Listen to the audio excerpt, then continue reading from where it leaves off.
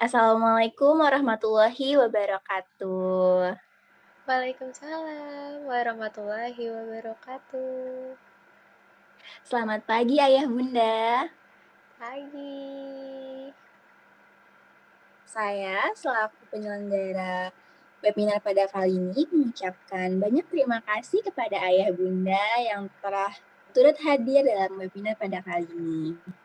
Dengan saya, Maulidia Rahma, sebagai pemateri pada hari ini.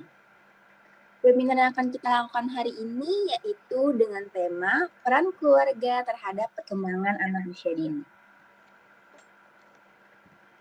Bisa diganti slide-nya, Panitia? Ya. Sebelumnya, ya. Di sini yang pertama saya akan membahas tentang apa itu peran keluarga. Peran berarti sesuatu yang dimainkan atau dijalankan atau tugas atau kewajiban seseorang dalam suatu usaha atau pekerjaan. Keluarga dipahami sebagai kelompok primer yang terdiri dari 2 orang atau lebih orang yang mempunyai jaringan interaksi, interpersonal, hubungan darah, hubungan perkawinan, dan adopsi. Jadi, Ayah Bunda, peran keluarga adalah bila anggota keluarga menjalankan hak dan kewajiban sebagaimana kedudukannya. Bisa diganti, Panitia. Terima kasih. Selanjutnya ada apa itu perkembangan anak usia dini? Perkembangan anak usia dini adalah kemajuan yang dialami oleh anak secara menyeluruh, mulai dari segi fisik hingga sosial emosional anak. Usia dini adalah masa yang kritis bagi anak karena di masa ini anak akan mengalami perkembangan yang cukup signifikan, Ayah Bunda. Masa ini juga disebut dengan masa golden age. Ada yang tahu, Ayah Bunda, apa itu golden age? Saya kurang tahu sih, Ibu narasumber. Ya, jadi masa golden age itu adalah masa emas bagi anak di mana anak akan mudah menyerap stimulasi atau biasanya orang tua itu menyebutnya pelatihan atau bagaimana ketika orang-orang melatih anaknya untuk menjadi lebih baik lagi atau lebih bisa melakukan sesuatu. Jadi masa golden age itu adalah masa-masa yang terbaik bagi anak ayah bunda. Lalu di periode ini otak anak juga dapat berkembang dengan sangat pesat dan masih bisa berubah sesuai bentukan orang tua hingga faktor lingkungan. Maka dari itu, peran orang tua, peran lingkungan anak itu sangat penting sekali bagi anak usia dini ayah bunda. Nah, boleh operatornya digeser kembali. Nah, ayah bunda, berbicara tentang perkembangan anak usia dini tidak lepas dari aspek perkembangan anak usia dini. Nah, di sini itu ada yang pertama itu adalah nilai agama dan moral, yang kedua itu ada fisik motorik, yang ketiga itu ada kognitif, yang keempat itu ada bahasa, yang kelima itu ada sosial emosional, dan yang terakhir itu ada seni. Bisa slide selanjutnya, Panitia. Nah, yang pertama itu ada nilai agama dan moral.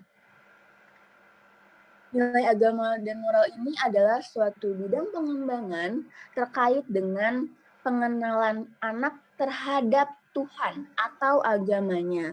Mengenalkan anak tentang ciptaan-ciptaan Tuhan, tata cara beribadah pada agama masing-masing yang dianut oleh anak, lalu juga bagaimana cara kita menghormati kehidupan beragama antar agama yang lain.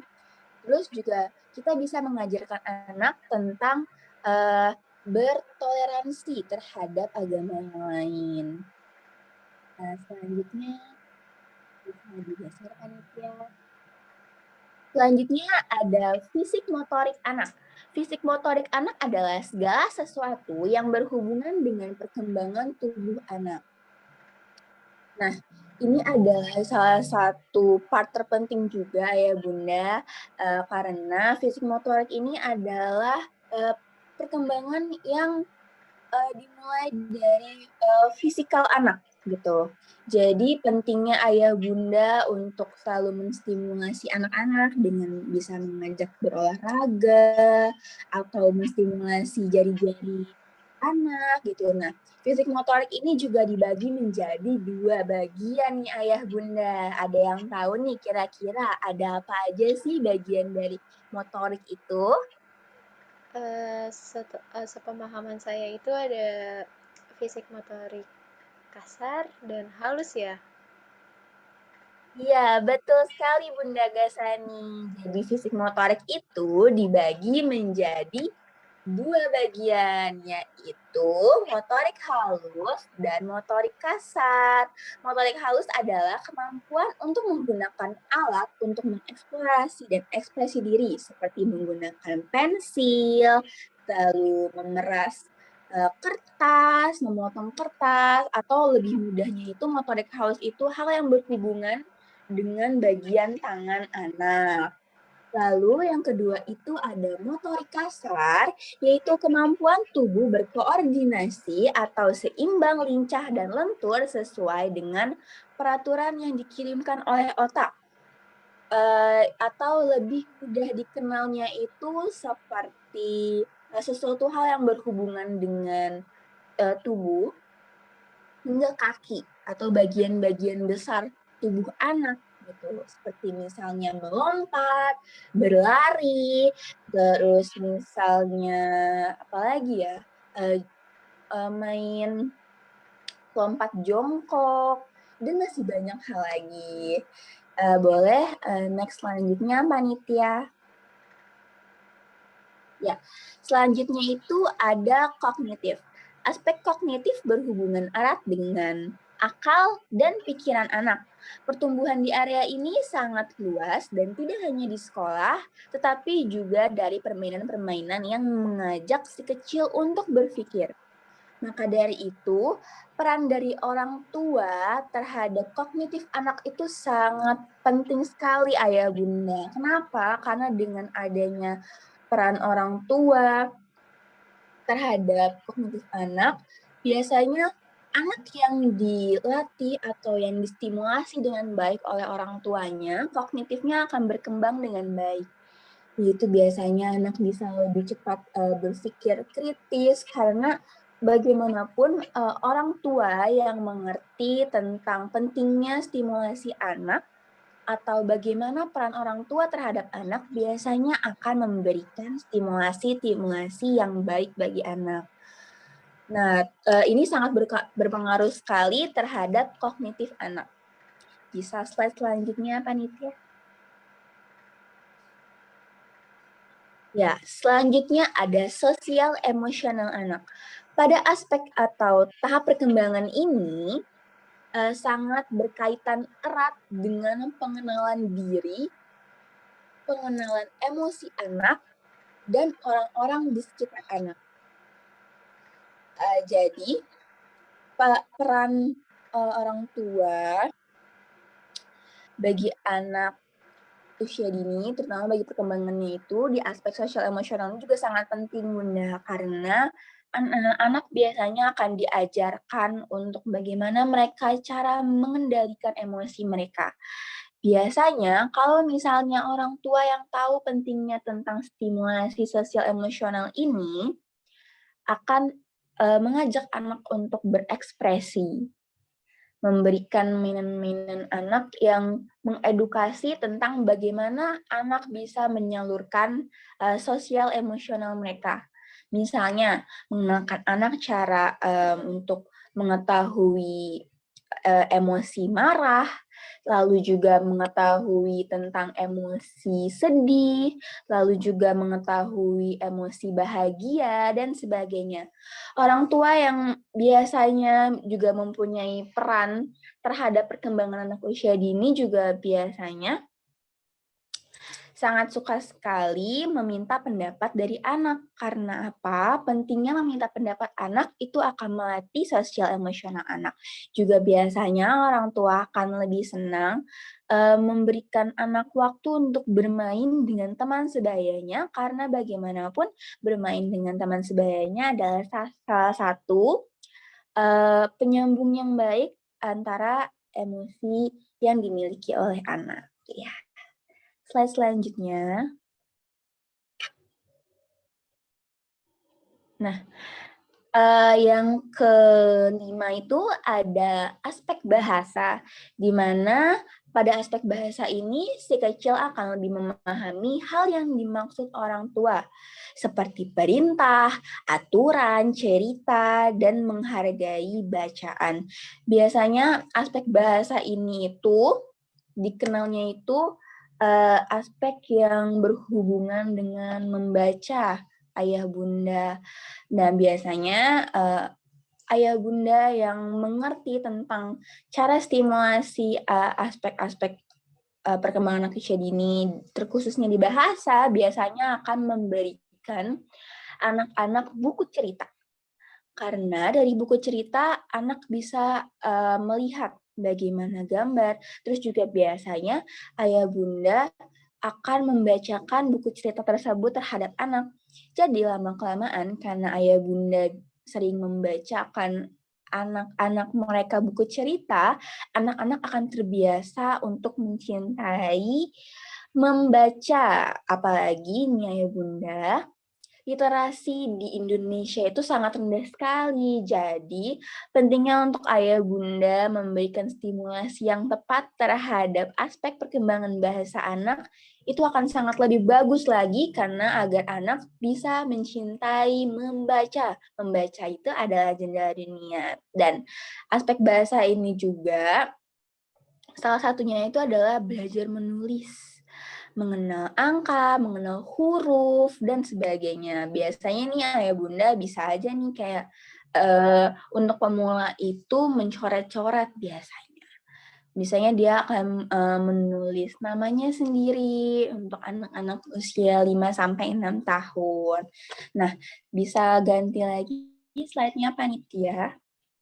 Terima kasih. Nah, ini adalah aspek terakhir ayah bunda, yaitu ada aspek seni, di mana aspek seni ini mengatakan bahwa setiap anak itu terlahir imajinatif atau mempunyai khayalan yang baik. Maka dari itu, nggaklah aneh kalau misalnya seni ini termasuk ke dalam 6 aspek perkembangan anak usia dini. Dan anak juga bisa berekspresi melalui seni ini dengan cara misalnya bermain musik, melakukan drama, lalu membuat kerajinan, lalu juga membuat lukisan. Dengan adanya aspek seni ini juga anak jadi bisa menyalurkan sosial emosional yang tadi ayah bunda. Karena anak bisa memberikan imajinasi-imajinasi yang mereka punya ke dalam seni yang akan mereka buat nanti. Ya, bisa di slide selanjutnya, panitia. Nah, selanjutnya ini ada prinsip pokok pengasuhan dalam proses perkembangan anak yang perlu orang tua lakukan. Yang pertama itu ada membangun komunikasi yang baik dengan anak. Nah, komunikasi adalah kunci terpenting antara orang tua dan anak. Karena bagaimanapun, orang tua adalah tempat berpulangnya anak, di mana orang tua bisa menjadi teman, sahabat, tempat cerita bagi anak. Jadi komunikasi yang baik itu sangat penting bagi perkembangan anak usia dini nih ayah bunda. Dan yang kedua itu ada berilah kesempatan pada anak untuk mengekspresikan harapannya agar merasa dihargai dan diterima. Seperti yang pertama yaitu membangun komunikasi. Setelah ayah bunda sudah membangun komunikasi yang baik dengan anak, selanjutnya berilah kesempatan pada anak untuk mengekspresikan harapannya. Seperti yang tadi saya sudah katakan, di bagian aspek perkembangan sosial emosional, di mana anak harus bisa menyalurkan emosi-emosinya. Jadi diharapkan dengan adanya webinar ini, ayah bunda bisa memberikan anak untuk mereka dapat mengekspresikan perasaannya, mengekspresikan harapannya, misalnya aku tidak suka makanan ini bunda, atau aku tidak suka pakai sepatu ini bunda, seperti itu. Tapi juga ekspresi anak ini juga harus diselingi dengan komunikasi yang baik ya ayah bunda, jangan lupa. Dan selanjutnya yang ketiga itu ada perhatikan perbedaan kondisi dan potensi setiap anak. Jadi ayah bunda, setiap anak itu pada dasarnya berbeda-beda. Tidak ada anak yang sama, bahkan anak kembar pun itu berbeda ayah bunda. Dari segi sifat, pemikiran, lalu juga misalnya kalau yang nggak identik dari segi warna rambut atau bahkan sidik jari aja itu berbeda bunda. Tidak ada yang sama, maka dari itu ayah bunda harus bisa mengenali anaknya lebih baik lagi dengan cara melihat apakah potensi anaknya itu ada di mana, entah apakah itu di seni, atau misalnya di matematika, atau misalnya di menyanyi, dan sebagainya. Atau mungkin ya, kalau misalnya biasanya anak cowok nih, ayah bunda, ada yang suka bola. Nah, mungkin ayah bunda bisa membantu anaknya untuk menyalurkan bakat dan minatnya terhadap bola dengan cara mungkin bisa les bola sejak dini, atau misalnya ayah bunda menemani anaknya untuk berlatih bermain bola misalnya. Nah, selanjutnya yaitu ada deteksi dini kemampuan anak. Sama seperti yang tadi, perihal kondisi dan potensi tiap anak berbeda-beda, deteksi dini juga penting sekali Bunda, karena banyak sekarang orang tua yang tidak tahu nih kemampuan anaknya ada di mana. Dan banyak juga orang tua yang mengarahkan anaknya ke hal-hal yang tidak disukai oleh anaknya. Misalnya Bunda Gasani nih, Gasani suka ke seni, tapi Bunda Gasani menyalurkan Gasani ke les menyanyi atau les matematika. Berarti kan itu tidak nyambung ya ayah bunda. Jadi ada baiknya kalau misalnya melihat potensi yang dimiliki oleh anaknya sekiranya sudah terlihat, baiknya itu untuk disalurkan dengan baik, ayah bunda. Nah, selanjutnya adalah lakukan evaluasi perkembangan anak. Ya, evaluasi ini bisa dilakukan dengan melihat standar tingkat perkembangan pertumbuhan anak atau STPPA yang nanti akan saya share di grup kelas. Jadi di situ adalah isinya misalnya umur sekian anak harusnya sudah bisa apa. Nah, itu ayah bunda bisa lihat di situ kira-kira anak-anak kita tercinta ini apakah sudah sesuai dengan perkembangan usianya atau belum nih. Nah, nanti juga saya akan memberikan indikator pencapaian untuk anak usia dini yang sekiranya juga bisa dilihat. Seandainya misalnya anaknya belum sesuai pencapaian perkembangannya dengan umurnya, itu tidak apa-apa. Ayah bunda bisa selalu menstimulasi anak-anaknya hingga dapat sesuai dengan sesuai dengan skala perkembangan yang ada nanti saya kirim. Karena apa? Karena seperti yang tadi saya bilang ayah bunda, bahwa perkembangan anak itu berbeda-beda, tidak bisa disamakan. Jadi bisa aja ada yang mungkin lebih lambat sedikit atau mungkin ada juga yang lebih cepat sedikit dari yang seharusnya. Namun apabila misalnya anak Gasani di umur yang 6 tahun ini belum bisa misalnya mengucapkan 2 kata gitu. Nah, itu juga mungkin Bunda bisa langsung mengecek ke bagian medis yang menaungi permasalahan tentang anak.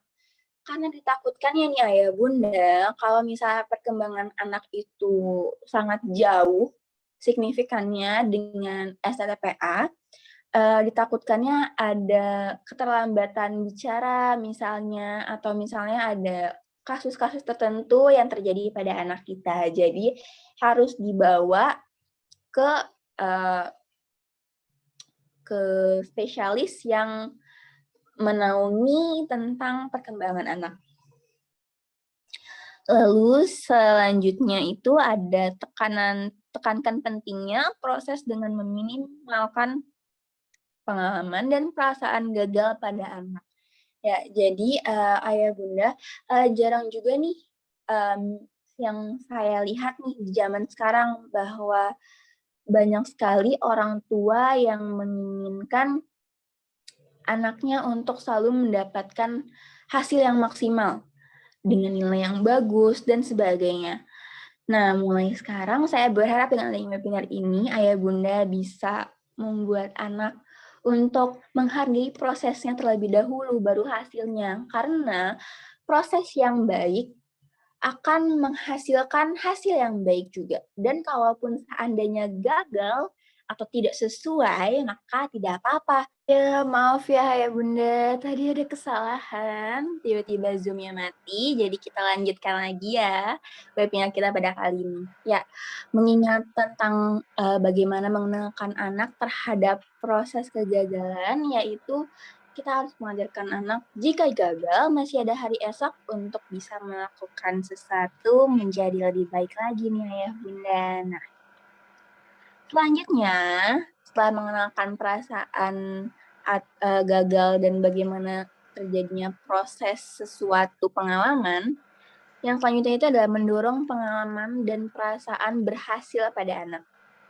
Selain mengenalkan bahwa kita bisa saja gagal untuk dalam melakukan sesuatu, para bunda juga jangan lupa untuk memberikan semangat kepada anak-anak agar mereka bisa mencapai sesuatu yang terbaik gitu. Tidak harus sempurna, namun terbaik. Karena dan baik itu relatif ya ayah bunda gitu. Enggak selamanya sempurna itu baik, tapi bagaimana mereka bisa puas dengan apa yang mereka lakukan gitu, tanpa mereka merasakan bahwa jika tidak sempurna berarti mereka gagal, bukan gitu. Tapi harus ada semangat jiwa kompetitif atau bagaimana caranya kita bisa membuat sesuatu hal menjadi baik gitu, lebih baik lagi gitu. Ya, bisa slide selanjutnya. Terima kasih. Selanjutnya ada stimulasi yang bisa dilakukan oleh orang tua terhadap anak usia dini. Yang pertama, di sini kita bisa lihat ada di dalam aspek agama dan moral anak, nilai agama dan moral anak. Ayah bunda bisa melakukan stimulasi dengan mengenalkan kisah-kisah Nabi. Selanjutnya juga biasanya nih orang tua akan memasukkan anaknya ke dalam TPA atau pengajian agar anaknya bisa membaca Iqra. Lalu nanti lama-kelamaan anaknya bisa membaca Al-Quran. Lalu juga ayah bunda bisa mengajarkan anaknya untuk praktik sholat. Ini adalah salah satu bagian terpenting dari menjadi orang tua, yaitu mengajarkan ibadah kepada anak-anaknya. Tidak harus sempurna, tapi ayah bunda bisa mengajarkan sedikit-sedikit. Misalnya kayak gerakannya, lalu abis itu bacaannya, dan sebagainya. Lalu stimulasi yang kedua, yaitu aspek pengembangan yang kedua ada fisik motorik. Yaitu di sini ayah bunda bisa mengajak anak untuk berolahraga di dalam motorik kasarnya, misalnya seperti melompat, berlari, lalu apalagi misalnya bermain lompat tali, bermain bola, sesuatu hal yang dapat menstimulasi motorik kasarnya atau bagian kakinya. Dan selanjutnya juga ayah bunda bisa menstimulasi motorik halusnya seperti merobek kertas, mencoret-coret pensil di atas kertas, karena mencoret-coret ini dan meremas-remas kertas itu salah satu tahap sebelum anak belajar menulis. Jadi pentingnya ayah bunda dalam mengenalkan tahapan-tahapan seperti mencoret, meremas, atau menggunting itu sangat penting sekali bagi motorik halus anak usia dini. Nah, selanjutnya yang ketiga itu ada cara stimulasi aspek perkembangan kognitif, yaitu di mana anak bisa dikenalkan dengan angka, terus juga ayah bunda nih bisa meminta pendapat dari anak. Kayak misalnya, adik, menurut adik, kenapa sih spons yang ditaruh di atas piring yang berisi air itu, airnya akan masuk ke dalam sponsnya? Menurut adik kenapa ya? Atau misalnya kayak di saat kita lagi bereksperimen tentang warna nih, ayah bunda bisa bertanya kepada anak tercinta, kayak adik, kenapa ya kok warna ini, warna airnya bisa menjadi warna hijau setelah kita masukkan pewarna ke dalamnya? Seperti itu. Itu akan melatih daya pikir atau cara berpikir anak menjadi lebih kritis. Nah, selanjutnya yang keempat itu adalah stimulasi terhadap perkembangan anak sosial emosional, yaitu bagaimana seperti yang tadi sudah saya katakan bahwa kita harus mengenalkan emosi kepada anak, lalu mengajak anak bermain dengan teman sebayanya, karena itu adalah salah satu menyalurkan emosi terhadap anak yang sangat baik. Dan yang selanjutnya itu ada yang kelima, ada pengenalan aspek bahasa, yaitu mengenalkan angka, mengenalkan huruf, bagaimana cara anak memulai mencoba menulis dengan menyatukan garis titik-titik nih ayah bunda. Dan yang terakhir itu ada aspek seni, perkembangan seni, yaitu bagaimana ayah bunda bisa mengenalkan warna. Misalnya dari pewarna makanan, warna apa aja yang bisa membuat warna hijau. Ada yang tahu ayah bunda? Warna apa yang disatukan akan berubah menjadi warna hijau? Kira-kira ayah bunda ada yang tahu nggak nih? Atau jangan-jangan ayah bunda semuanya nggak tahu nih pencampuran warna nih? Bunda Gasani tahu nggak kira-kira kalau warna hijau itu pencampuran warna dari warna apa aja ya? Kalau warna hijau itu warna kuning dengan Ya, betul. Warna kuning dan warna biru ya. iya, betul. Berarti Bunda Gasani TK-nya lulus nih karena tahu pencampuran warna itu apa aja. Nah, selanjutnya juga ayah bunda bisa mengajak anak kita nih untuk bermain tanah liat. Karena tanah ini bagus banget dan bisa melatih segala hal dari mulai aspek motorik halus, lalu juga sosial emosionalnya, karena anak akan belajar sabar, lalu juga kognitif, karena anak akan mencoba untuk bagaimana cara mereka memecahkan masalah, bagaimana cara anak akan membuat suatu seni gitu. Nah, di endingnya atau di akhirnya anak akan menghasilkan sebuah seni dari apa yang udah mereka pikirkan tadi, mereka salurkan ke dalam seninya. Ya. Selanjutnya, bisa diganti slide-nya apa nih, Teh? Iya, bentar. Ganti.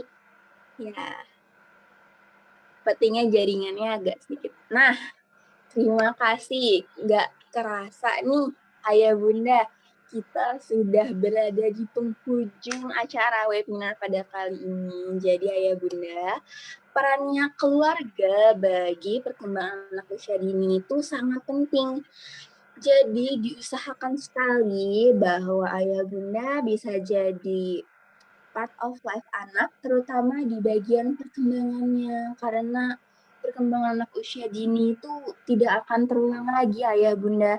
Tidak akan ada perkembangan anak untuk kedua kalinya, yaitu di masa golden age, dari mulai anak lahir hingga sampai anak 8 tahun. Itu adalah masa-masa terpenting bagi anak yang harusnya Ayah Bunda bisa melihat bagaimana proses perkembangan anak-anaknya menjadi dewasa, lalu juga Ayah Bunda bisa menjadi part of life untuk anak, distimulasi, memberikan waktu terbaik bagi anak, waktu terbaik, kebersamaan keluarga itu sangat penting sekali Ayah Bunda.